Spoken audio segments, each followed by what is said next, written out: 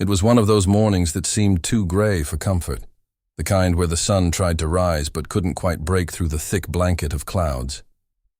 The city of Buffalo sat wrapped in a layer of cold fog, its streets slick with last night's rain and its air sharp enough to bite at the skin.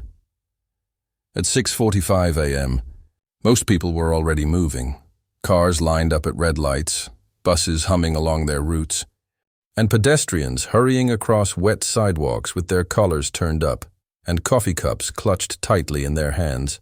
Among them was Darnell Barton, a city bus driver.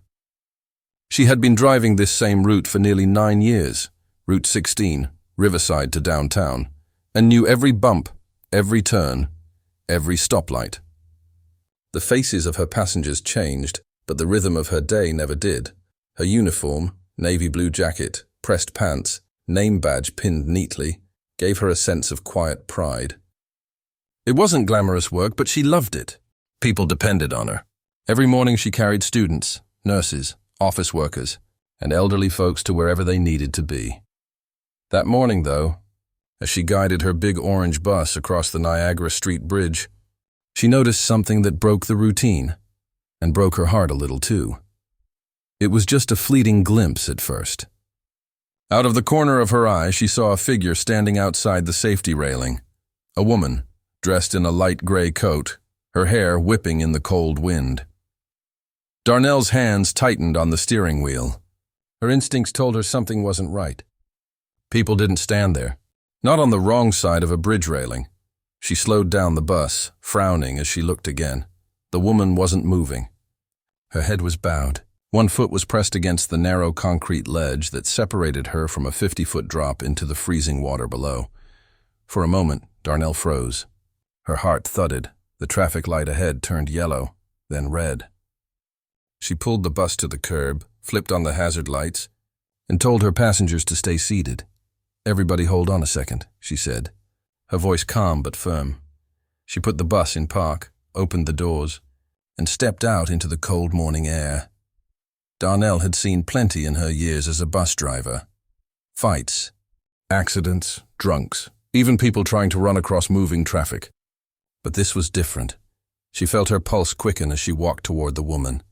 Every step seemed to echo on the concrete. The sound of cars passing behind her was muffled by the roar of blood in her ears. "Ma'am?" she called softly. "Hey, are you okay?" No answer. The woman didn't move. Her hands were gripping the steel railing so tightly her knuckles were white. Darnell took another careful step. "My name's Darnell," she said, her voice trembling slightly but still kind. "I drive the bus here every morning." "You okay, sweetheart?" The woman shook her head, just barely. Her voice, when it came, was quiet and broken. No, I'm not." The wind blew harder, carrying the faint smell of the river below. Cars honked somewhere behind them, but Darnell didn't look away. She didn't dare, the moment that stopped time. Inside the bus, her passengers watched silently.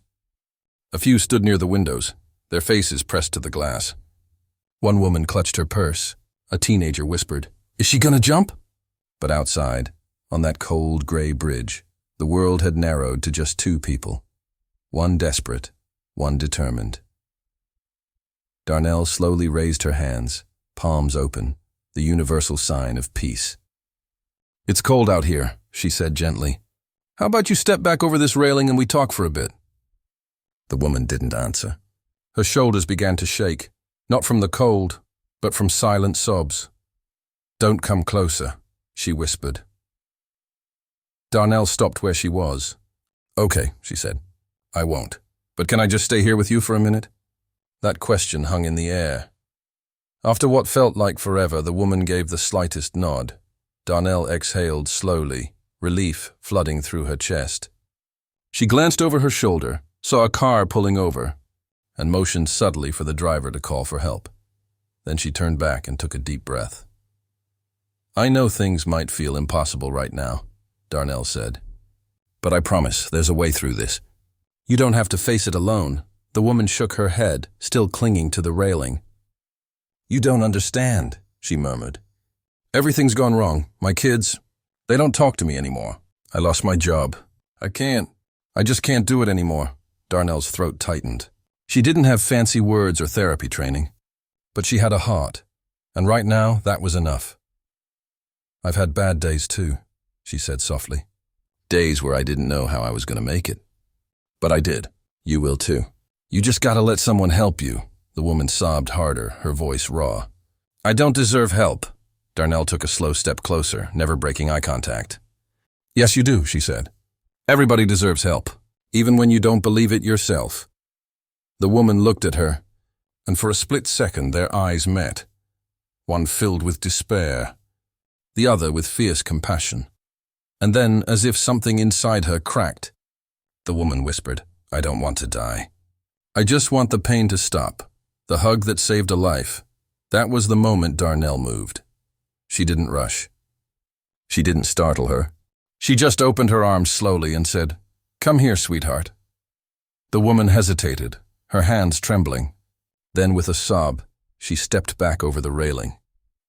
Darnell reached out and wrapped her arms around her, gently but firmly, holding her like a mother holds a frightened child. For several long minutes, neither of them spoke. The woman cried into her shoulder, her body shaking with relief and exhaustion. "It's okay," Darnell whispered. "You're safe now. I've got you." A police car arrived soon after, followed by an ambulance. Paramedics approached quietly, their faces solemn. Darnell helped the woman into their care, making sure she was wrapped in a blanket before stepping back. As they led her away, the woman looked back once, eyes red and swollen, and mouthed the words, "Thank you." When Darnell climbed back onto her bus, the passengers erupted into quiet applause. Some were wiping away tears. One older man near the front said, "Ma'am, that was the bravest thing I've ever seen." Darnell smiled faintly. "I just did what anybody should do." A college student sitting near the back shook her head. "No, most people would have kept driving." That stuck with Darnell for the rest of the day. She finished her route quietly, her thoughts replaying the morning over and over. The cold wind, the trembling voice, the weight of that hug. When her shift ended, she parked the bus, signed out, and sat in the empty driver's seat for a while. Her hands were still trembling. She didn't feel like a hero. She felt human, scared, grateful, and deeply aware of how fragile life can be. The next day, the story began to spread. A passenger had filmed part of the scene through the bus window and posted it online with the caption, "Our bus driver just saved a woman's life. Heroes don't wear capes, they drive buses." By noon, local news outlets were calling her. Her supervisor asked for an interview. The video went viral, reaching millions of people across the country. When reporters asked her what made her stop, she shrugged and said, "I saw someone who needed help.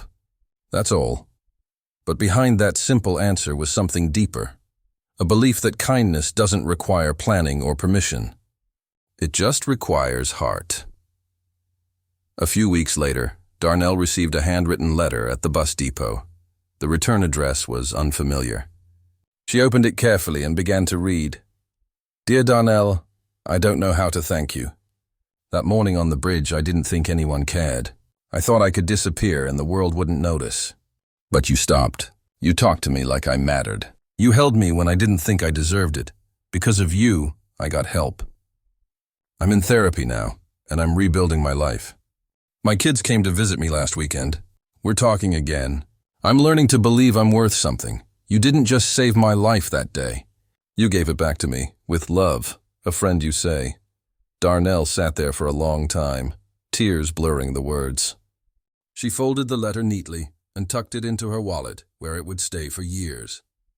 People often think heroism is loud, flashing lights, medals, applause. But sometimes it's quiet. Sometimes it's a woman in a bus driver's jacket stepping into the cold because she couldn't bear to look away. Darnell never thought of herself as a hero. When she was asked about it in interviews, she always said the same thing.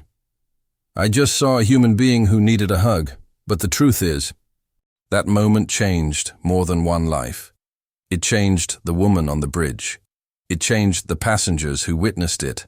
And it changed Darnell too, reminding her that even in a world full of noise and chaos, compassion still cuts through. Years later, Darnell continued to drive her route. She saw new faces, heard new stories, and waved at kids on their way to school. But every time she crossed that bridge, she slowed down a little. Not because she had to, but because she remembered. She remembered the cold wind, the trembling voice, and the hug that held a life together. And she remembered that morning's quiet truth, that the smallest act of kindness can echo louder than any headline. One day, when a young trainee driver asked her what it takes to be good at the job, Darnell smiled and said, "You got to keep your eyes open, not just for traffic, but for people." Sometimes that's all the difference.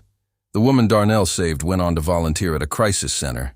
She told her story to others who felt lost, hoping they'd see that pain doesn't have to be the end.